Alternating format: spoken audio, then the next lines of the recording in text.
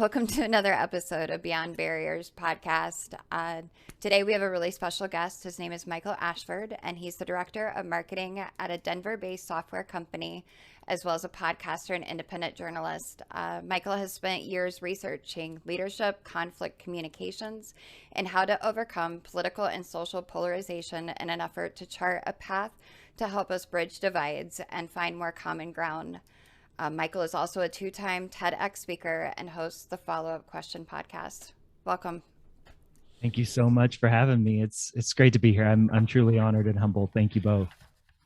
Thank you for joining us. And now I know I've never met you until now, but I had heard of you because you actually had Jeff on your podcast a while back. And since then have kind of followed and listened to several of them and absolutely love them first and foremost. And I'll definitely drop a link down in the description here for everybody. Definitely take a listen. My very first question is, why did you come up with the title, The Follow-Up Question? And I'm sure you probably get asked that a lot, but we'll go ahead and get that one out of the way. It's kind of twofold. So it's a harken back to my days as a journalist. One of the things that we're taught in journalism school is how to ask a follow-up question to keep a conversation going and keep a source spilling their guts.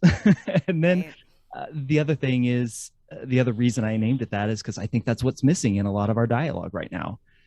We, especially over issues that are politically or socially charged, where we disagree, we seem to be consistently waiting out someone's answer so that we can speak next, rather than digging a little bit deeper and getting curious and interested about someone else's perspective, even as uncomfortable as that may make us feel.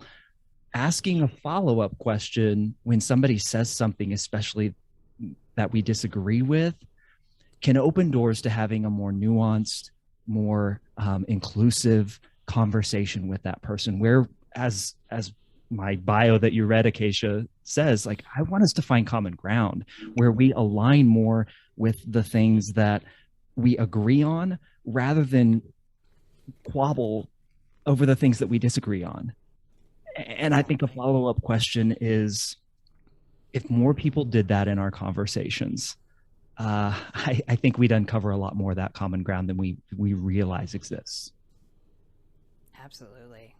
And I think that's what's so incredible about your show, Michael, is some of the guests that you've had on there, and just the ones that I've heard. I mean, they've been incredible, and a lot of the conversation has to do with dialogue and understanding, and in these polarizing times, I think it's just incredible. And I wanted to ask you too about your TED Talk.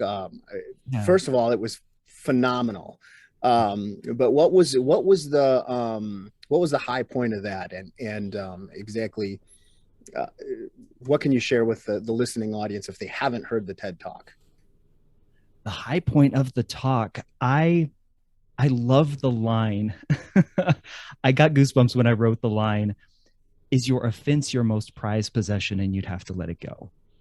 And that was in response to asking the question, if you got more curious about people who disagree with you, what would you lose? What do you think you stand to lose, or what are you afraid of in seeking out opinions and viewpoints and perspectives that may differ from your own?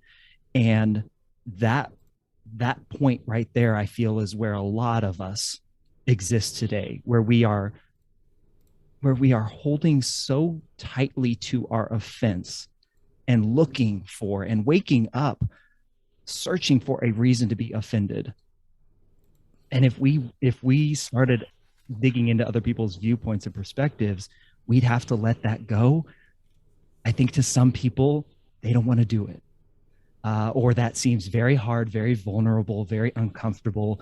I recently interviewed a couple pastors who wrote an incredible book on God. It's called God and Race, a guide for moving beyond black fists and white knuckles, and talking about opening up your hands in open-handed conversation. You can't do that when you're offended. You can't do that when you enter into conversations with fists and clenched tightly. And that to me was my, oh my gosh, I loved that line just for what I hope brings about the conviction to people to understand, like, yeah, is that what that's what I want people to do is ask the question, is that what I'm seeking? Is that what I value right now? I hope that gets through, Jeff.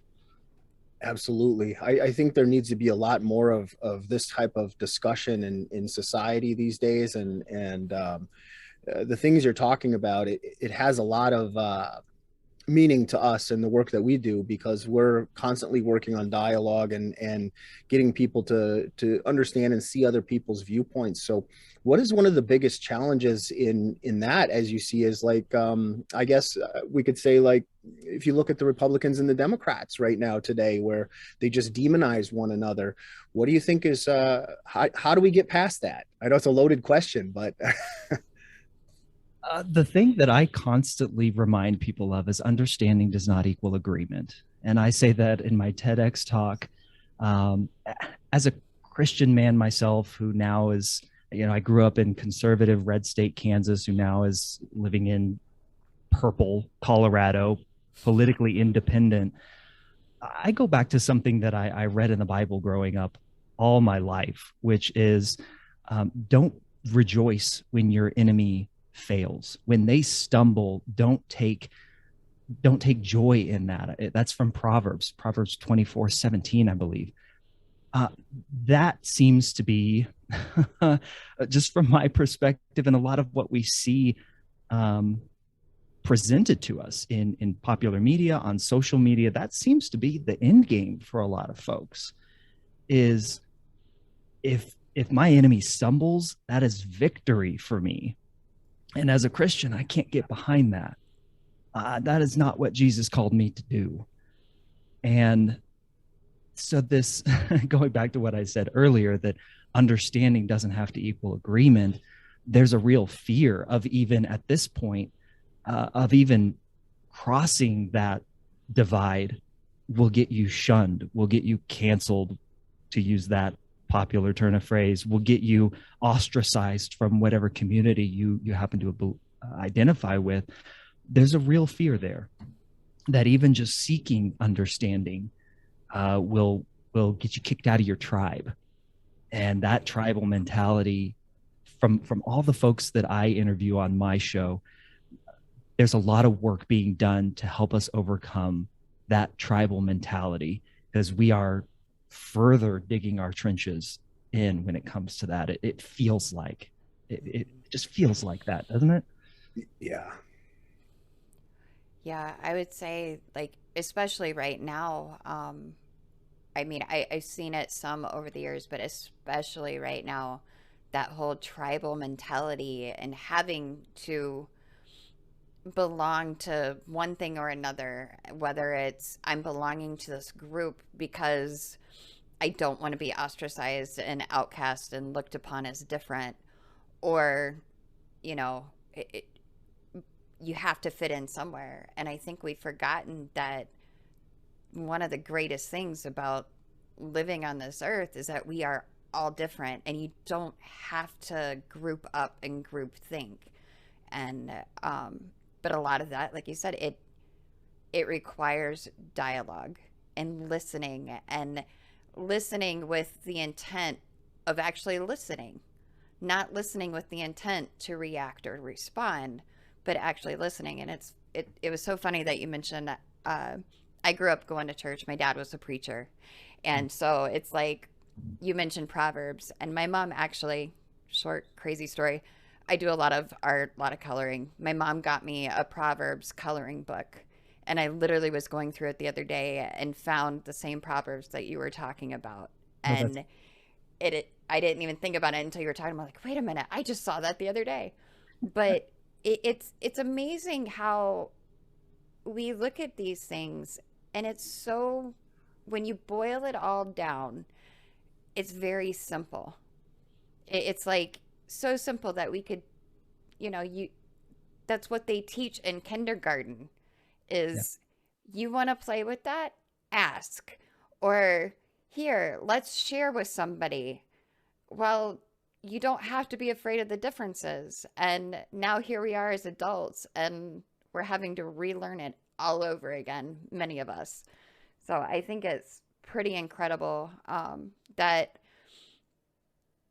the approach that you take with the individuals, because a lot of them that I've heard on your show like are just really good, and it's very thought provoking. If anything, like you said, it catches the context of your title, the follow up question, because a lot of times we listen to podcasts and we're like, oh, I'm going to learn and I'm going to gain all this information, and but we forget that in doing that, how can we learn more? And I Yeah. think that's one thing that I enjoy about your podcast is like it leaves you wanting to learn more. One of your latest episodes, you were talking about food, and the lady that you had on there was so precious, and she brought up a thing that I never thought of before about how when a family is in the kitchen cooking together, it reminded me of my mom and dad. Because my mom and dad will be in the kitchen cooking stuff and everything. And, you know, you have to communicate during that time. And it creates even more of a bond. And then the breaking of bread and eating with somebody, and how some people are like, you know what, I'll talk to that person, but I will not break bread with that person.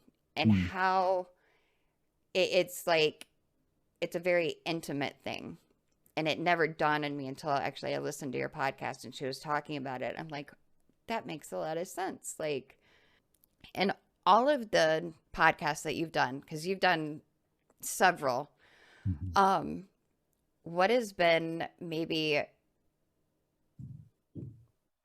I wouldn't say difficult, but maybe probably one of the hardest podcast conversations you've had with a guest? That's kind of a loaded one too. Here we are with the loaded questions. But it's also a really easy one to answer. Before I answer that, though, I do want to say that I just interviewed a guest who wrote in her book. Her name's Monica Guzman. She introduced me to a phrase that I had never heard before. It comes from Hispanic culture. It's called sobremesa. It is the conversation that happens over the table. And there's no English word for that, but we all know it. We all know like just how good that conversation feels, or how like poignant those moments are. I just love it. It gives me goosebumps. Yeah, most difficult conversation. I mentioned I was a Christian. I have had a couple atheists on the show. The one that was the most difficult, though, was my conversation with Andy Norman. He talks about mental immunity, and immunity is certainly a hot button phrase these days with vaccines and COVID and all that stuff. But he believes there's a way to inoculate our minds against bad ideas. And to him, faith, religion is a bad idea, or generates bad ideas from it when we get so locked into things that cannot be proven by science, things that cannot be proven by reason or logic. That's a bad idea in Andy's mind, and in the world, in the work of a mental immunologist. And if you listen to that episode, that is one of the few episodes where my guest and I, Andy and I, really start to go back and forth over what it is we believe, and we start to challenge each other, but we also ask each other questions. And you hear me more than any other episode on my show, because I just want to sit back and ask questions. You hear a lot of what I hope is a model of what these types of dialogues can look like. You've got two people who are diametrically opposed in viewpoints of this world and how it was created, and our place as human beings in it, sitting down and having a conversation over those views. And at the end of it, Acacia, this is what is most important to me. Once the recording was done, once the episode was finished, Andy said to me, and I hope he's okay with me repeating this, but he said to me, Michael, this conversation gave me hope. And as a Christian, I can take that one way. As a human, I can take that another way. However I take it, that's a good thing.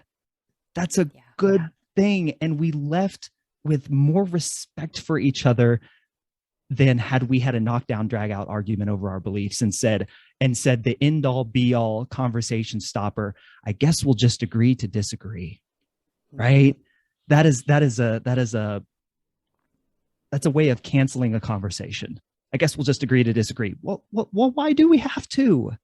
Can we not talk about these things and get a little bit uncomfortable with each other and have our beliefs challenged?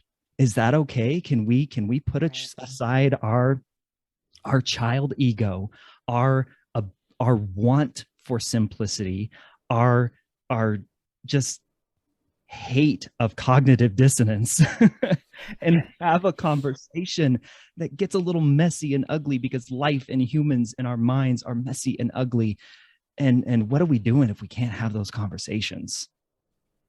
I hope that answers your question. I get really fired up about this. Oh, that's great. That's awesome. It was great. That leads me into my next question for you too.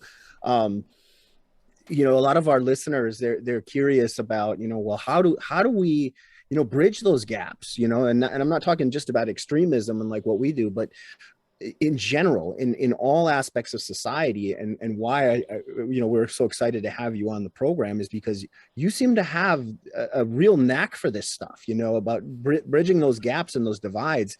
And what tips could you share with our listening audience about how to bridge some of those gaps with people? And what I mean by that is, like, I spoke at an event. It was actually a political event, and they had asked me, they said, this was a progressive or liberal Democrat event, and they said, I want to know, one of the people in the audience said they wanted to know how to reach their neighbors that were Trump supporters. And I said, oh, this is easy, but for them it was a really difficult question. And I thought, these are the kind of, so I had some advice for them. So I would like to hear, what would you give somebody advice, and not just in a situation like that, but that was just an example, but just in general, on how to bridge those gaps and divides, because that's one of the most interesting things, I think, that for our listening audience to hear.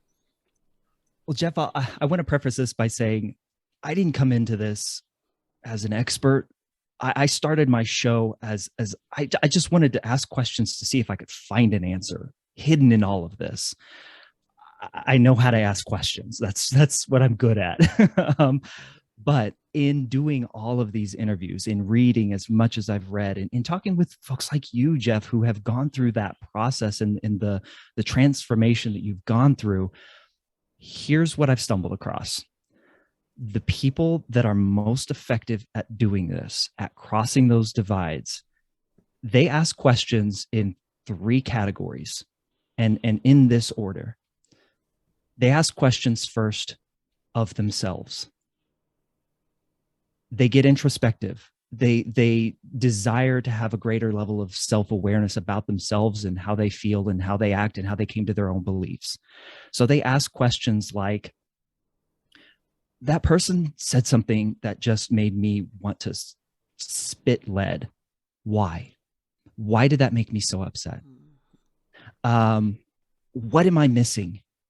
What could I possibly not be seeing in this situation that somebody else might view differently?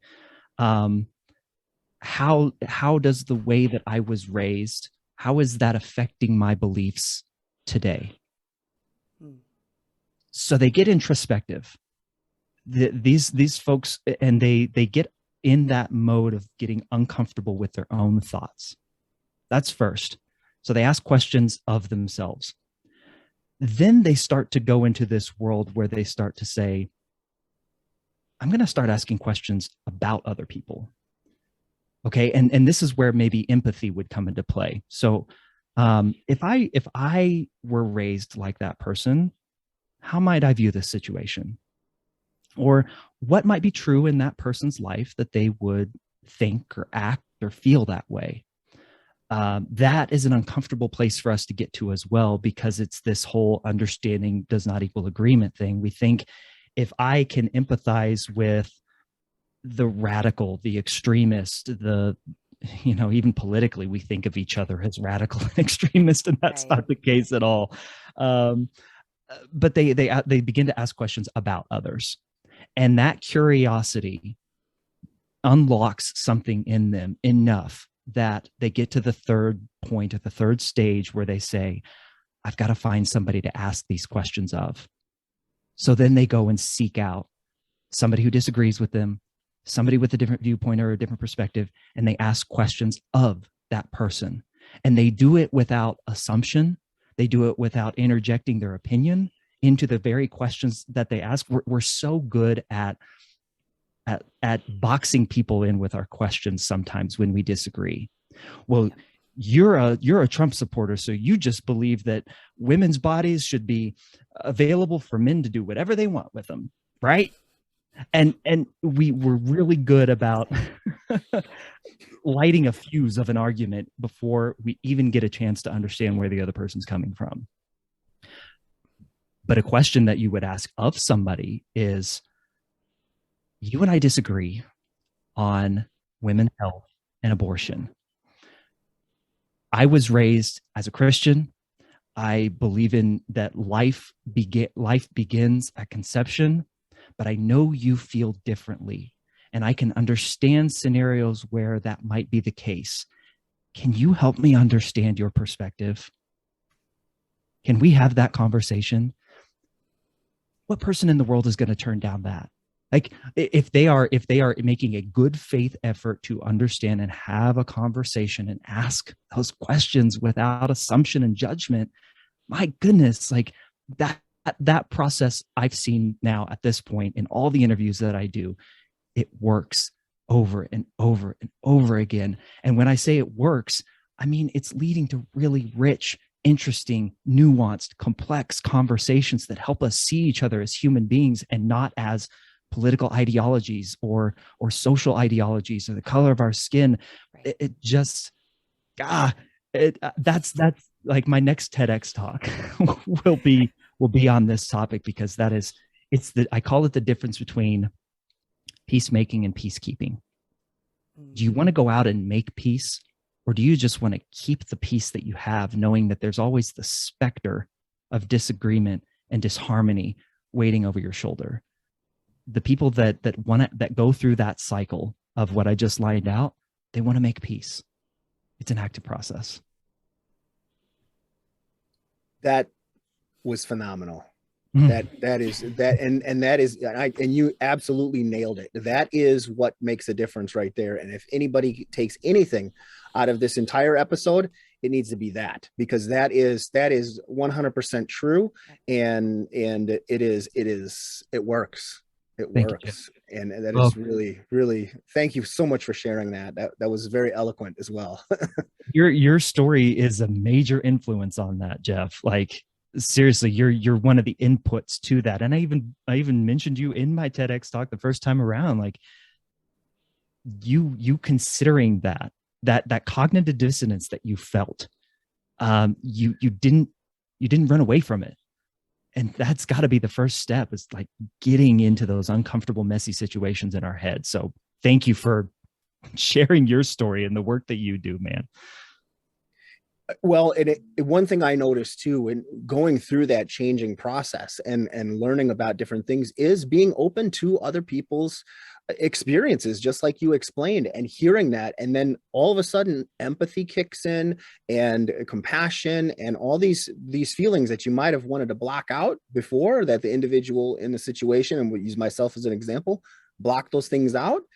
All of a sudden it's very real when you see the humanity in that person sitting across from you. And we all can utilize these things in life, and put these things into practice with people that we disagree with, and we find that we have more in common than we do differences. So now the other thing I'd like to add to that is I mentioned this to someone the other day, and they were shocked by this.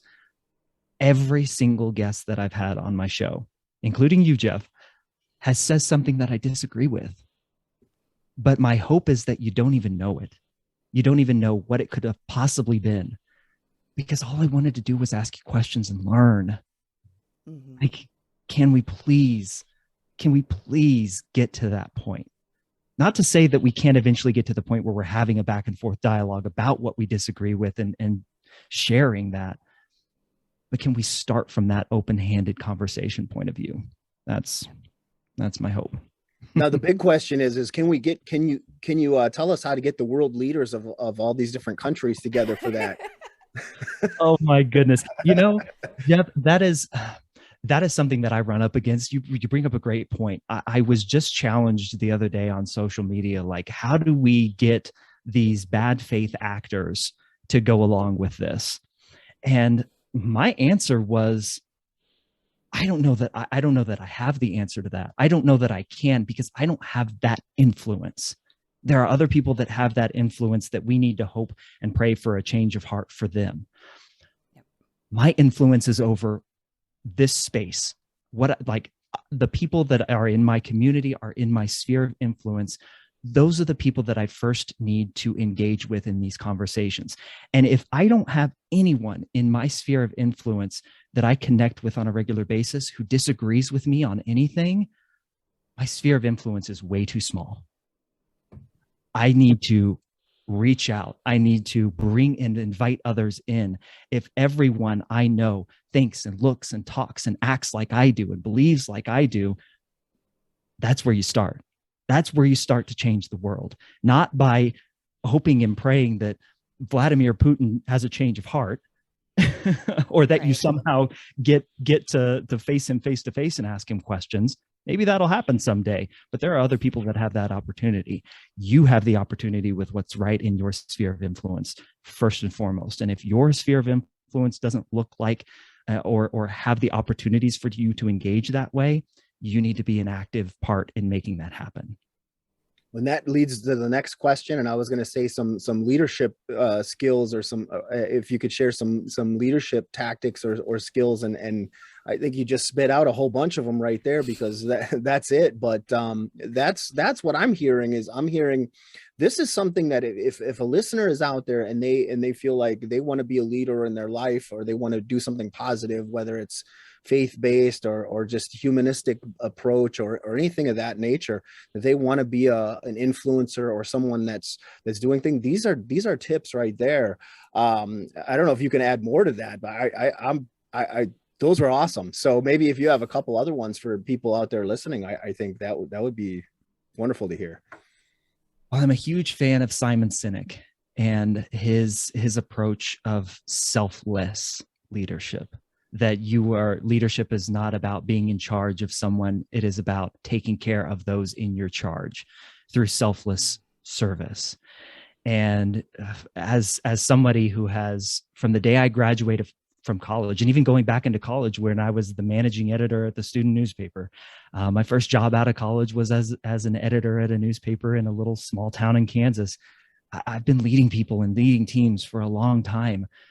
The most effective teams, the most productive teams, the most happy people on those teams come when the leader places himself or herself in service to those in their charge.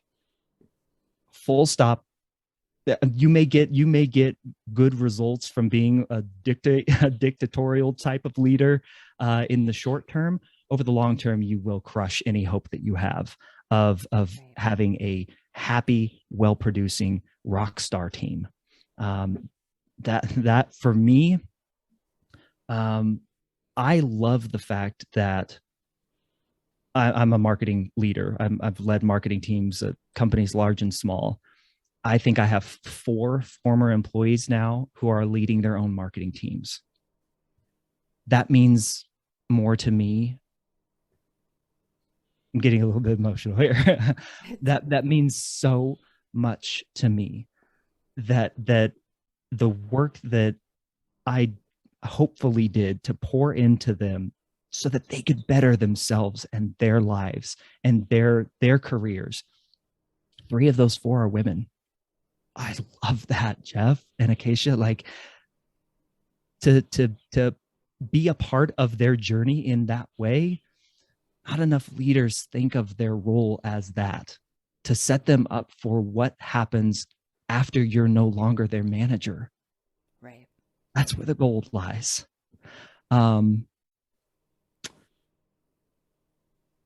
Yeah. Yeah. It just is. It's so clear to me and so hard to get people on board. Unfortunately, a lot of times divisiveness and polarization is more profitable because Incentivized. yeah, exactly. We need to get to a place to where our humanity and other people's lives is worth more than what's in the pocketbooks. And I think that's a lot of what society has forgotten.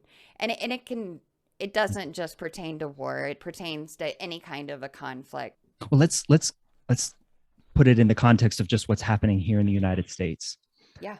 And going back to that verse that I talked about earlier, we're not taking joy in your enemy's stumble.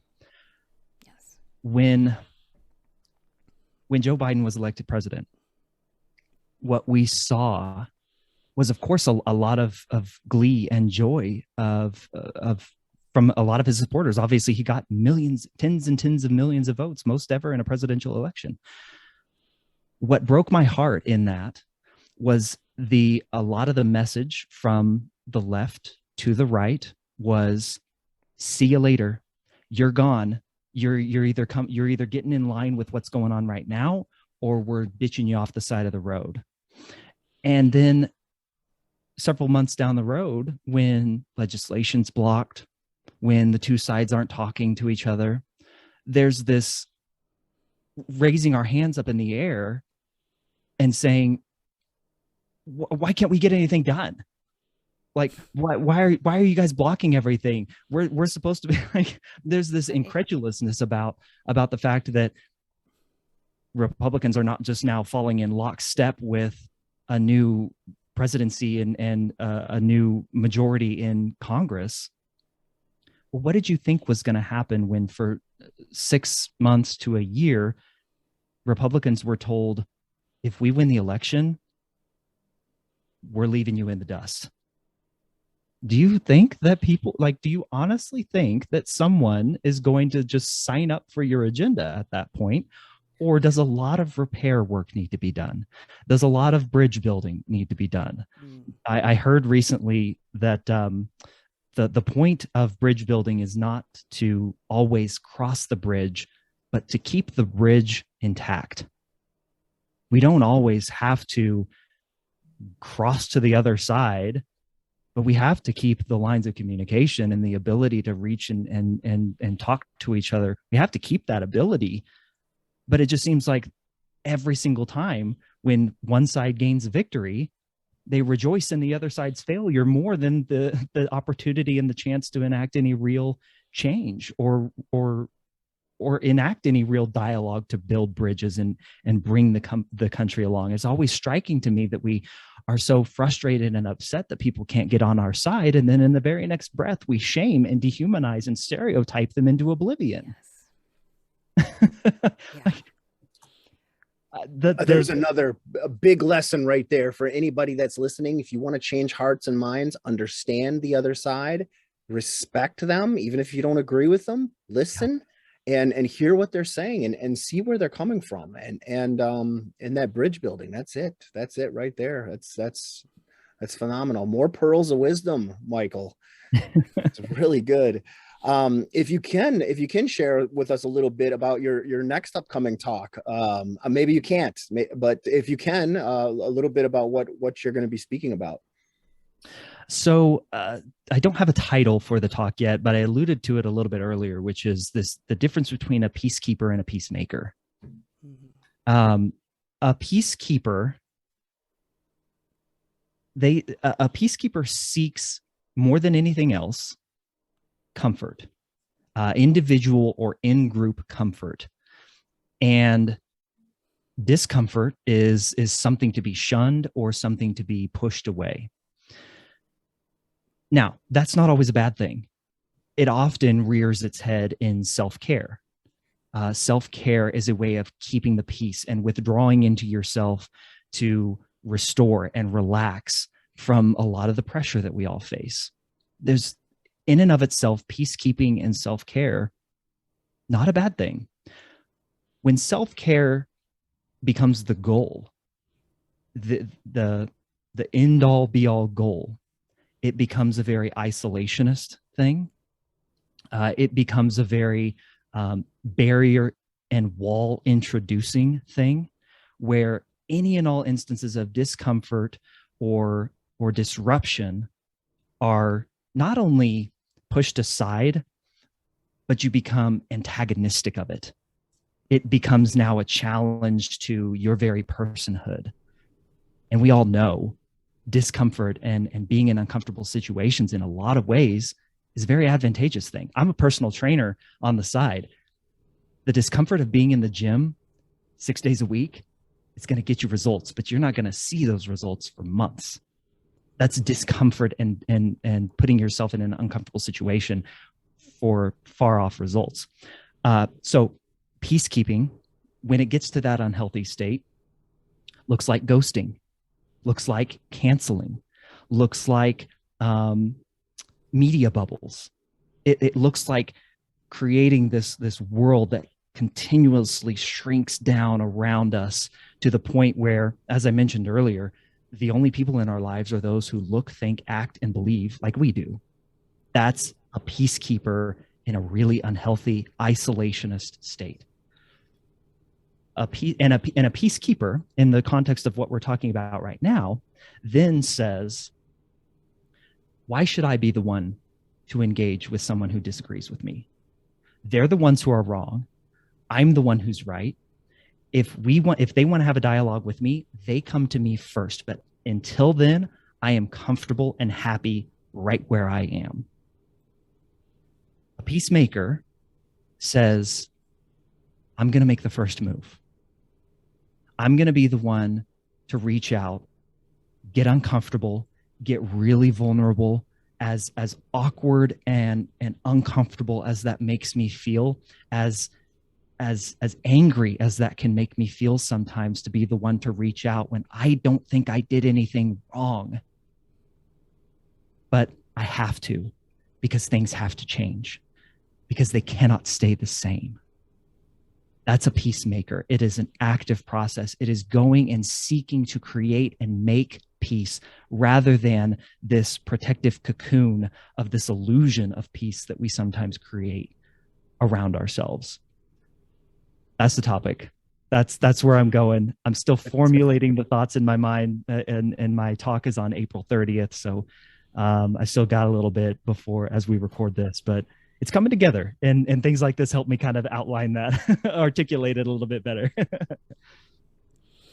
It's great. I think it's a very timely talk, and something that the world needs to hear and can learn so much from. I mean, that's the conversation in general. I mean, this is so good, and I hope that people really take it to heart, remember it, and utilize it. These are lessons that people can utilize in everyday life. It doesn't have to be politics. It doesn't have to be extremism. It could be your relationship at home with your son and daughter, or your wife, or your girlfriend, or boyfriend, or whatever.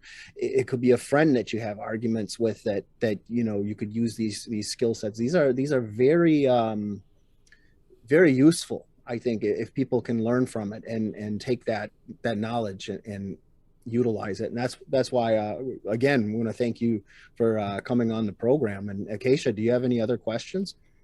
Yeah, I was going to ask. I was thinking while you were talking about, because you've been doing this for a while now. Obviously, you've been asking questions for a really long time, being a journalist. But in order to want to become a journalist, you have to be questioning and wanting to ask questions in the first place.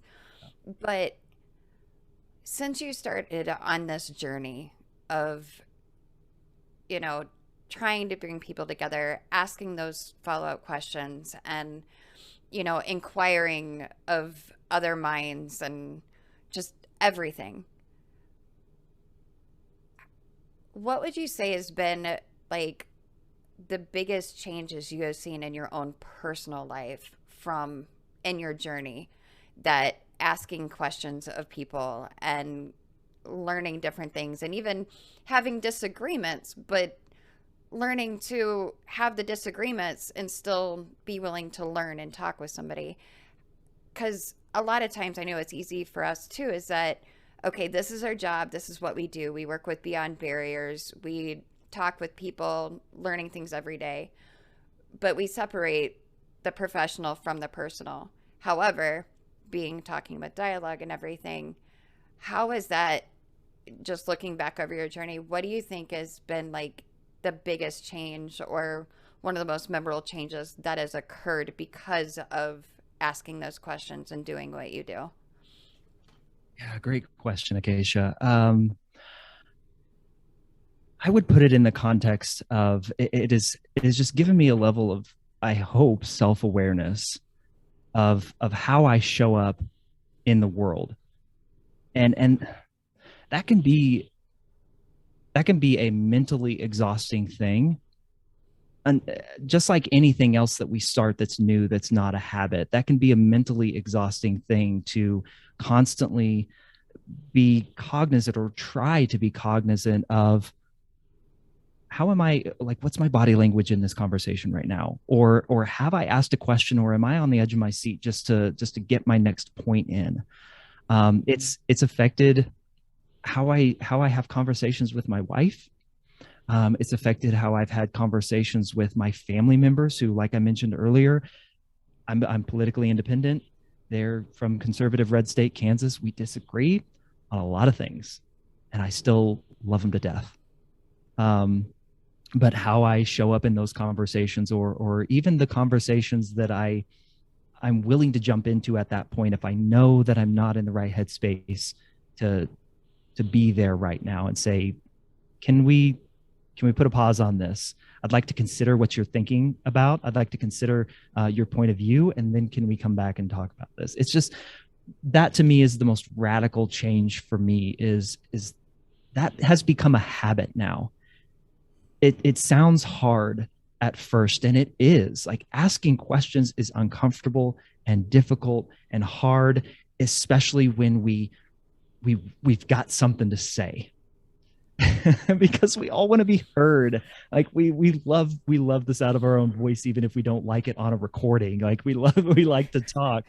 And so that process of being more curious about ourselves, about others, and letting that lead to conversations with people, and asking questions of them, like anything else, that is a habit that you can build over time to where it doesn't feel so uncomfortable and vulnerable, like you're on the operating table splayed open.